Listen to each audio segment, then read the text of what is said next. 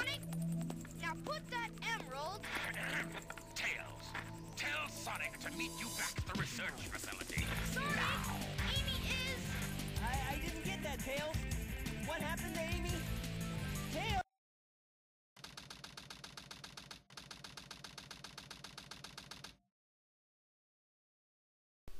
Hello you guys, AK-47 Master here, back with another episode of Sonic Adventure 2, and did you just notice that we went back in time? That first cutscene was 45 minutes before the canon countdown, and now we are 1 hour and 26 seconds, or 26 minutes away from it. And we're starting up, I want to say one of my favorite emerald hunting levels in the game, Meteor Herd. It actually has one of my favorite themes, from Knuckles at least, very, I could say interesting at least. It definitely has kind of like that outer space atmosphere theme that I would expect it to have at the very least. And I don't know, I kind of like this level. It's very elevated, as I will show you right now. And it's called Meteor Herd for anything, for nothing. I mean, there actually are meteors here, so be wary. If you're just flying around, there could be a meteor flying towards you. I don't know, just watch out. And the emeralds are, as you would guess, very spread out. Assuming that this level's just huge. And down below, so one of the emeralds is down below, not surprising. And I don't know why I couldn't destroy that for a second. Nope, I go right through it apparently. Alright, that's clearly a glitch. Let's get 5 rings, I actually said it right this time, but I thought I said it wrong. As you can tell, Sega really screwed up when they decided to call it rings. And I know there will be some Sonic fans who will argue that, but still, they made a fatal mistake. They knew what they were doing when they called it rings. They knew people were going to mistake it for coins, but they did it anyways, because they're Sega. I don't know. And Sega is on the edge, apparently. The Dreamcast was on the edge. It was quite ahead of its time. Actually, the Saturn, which came right before it, was kind of like a failed experiment. It was on the edge, you know. Nobody knew what was going to happen to the Saturn. I mean, it was successful in apparently Europe and Japan. I'm not sure about Europe. It definitely wasn't successful in the States. It was kind of like a failure in the States, to say the very least about it. Which is why I believe it was probably a failure too in Europe, but I'm not sure. For those of you who weren't around for the Saturn's time, basically what it was a Sega system, a home console from Sega that was made specifically to play all the wonderful arcade fighters you would play back in the early the mid to late 90s. I believe it came out in 97, so kind of like in the third quarter of that decade. It was a cool system for what it was at the time, but it wasn't what people were looking for. It wasn't revolutionary. Most of the games were in 2D, I believe. I'm not sure if there was a Saturn game that was in 3D. Not a notable one, at least, that I can remember. And if you think about it, 97, the Nintendo 64 already been out, and I believe the PlayStation 1 was going to come out a year afterwards. So Sega was behind the game in technical terms.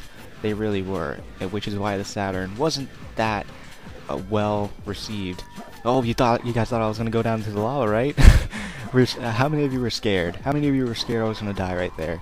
You know, if they got a nice protective glass that was clear. That always reminded me of the friggin' you know, the Windex commercial. That the backyard window so clean that a pigeon flies into it, like a dumb pigeon. I don't know, I always found that commercial cool. Anyways. What the heck was I talking about, man? What was I even saying? Oh yeah, the Saturn. But yeah, people back then were looking for innovation. They were looking for 3D models, or like the 3D models that you see on Nintendo 64 and Ocarina of Time. Those back then, in the 90s, were an innovation, believe it or not. They were actually an innovation, and that's what people wanted. They wanted innovation. I mean, not surprising, because think about it, the NES, if you think about it, was an innovation compared to the Atari 2600 by far, and the ColecoVision and the television, anything else, any other vision that you could think of that was around back in the early 80s. And the reason why the crash happened in the video game, industry is because of all those freaking consoles, the ColecoVision, the Atari, the Intellivision, what else? There's Pong consoles. And I'm sure AVGN's covered most, if not all, of these types of retro game consoles. I wouldn't even call it retro. I would call it like the time before retro gaming even was a thing. Because in my opinion, anything before NES is not really retro, because my idea of retro is a game that's old, but it's time, it still stands the test of time. Like, that's my idea of retro gaming. So, like, for example, the original Mega Man, or hell, even Mega Man X.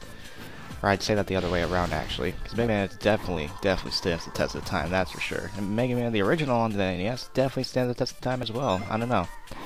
Maybe, I don't know what do you guys think? What do you guys think about retro gaming and stuff? Personally, I think anything before the NES is like the darker ages or the middle ages of gaming. It's back when like people didn't know what was gonna come out. Kind of like before 3D gaming was a thing. Like nobody knew what was gonna happen. And something pretty interesting is that a couple of developers, or not developers, a couple of companies in the industry decided to dictate what would be the future of gaming by creating systems that would involve motion picture. So actual people involved in the production you would actually see on your screen. And I believe from this we definitely got the Sega CD. That was one of the most notable ones.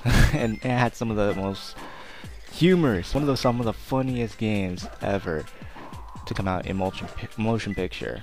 And DSP's covered a lot of them, I believe, last year, and those are some of the funniest videos you've ever created.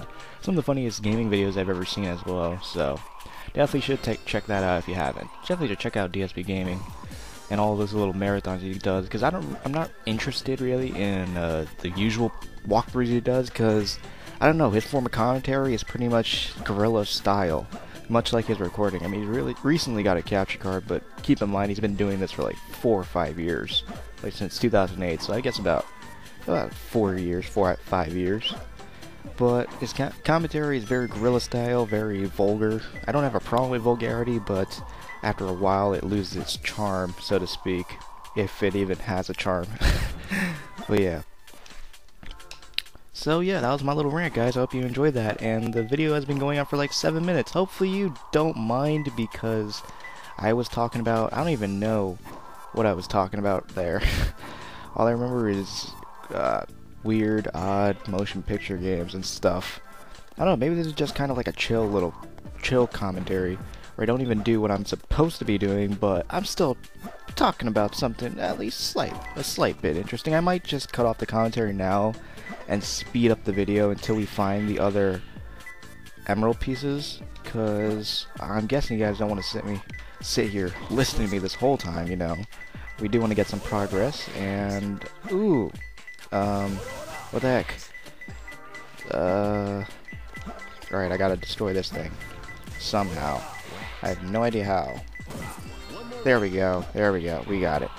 Okay, last emerald. Now time to actually focus. So I believe after this we got a rival battle, then we got the second to last level for the hero story, and then we'll be done. So yeah, hopefully you guys don't mind the fact that it took me like 8 minutes almost to do this level. I'm still not done technically.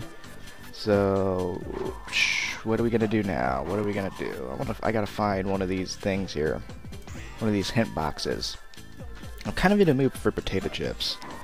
I don't know, I kind of have a bag right next to me, but I don't want to give you guys a whole bunch of shock or feedback from the mic by eating them. That would be rude. So I'll just finish off this video. Once it's rendering, I'll probably enjoy myself some chips. That sounds good. Sounds like a plan. At least to me it does. Sounds like an unhealthy plan, which is odd because I'm actually trying to be healthy. So it sounds more like a diabolical plan to my health. I don't know, you could tell I'm added things to say when I'm talking about health.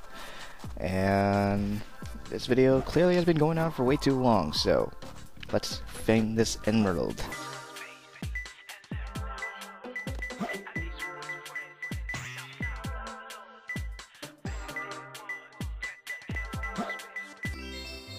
I found him.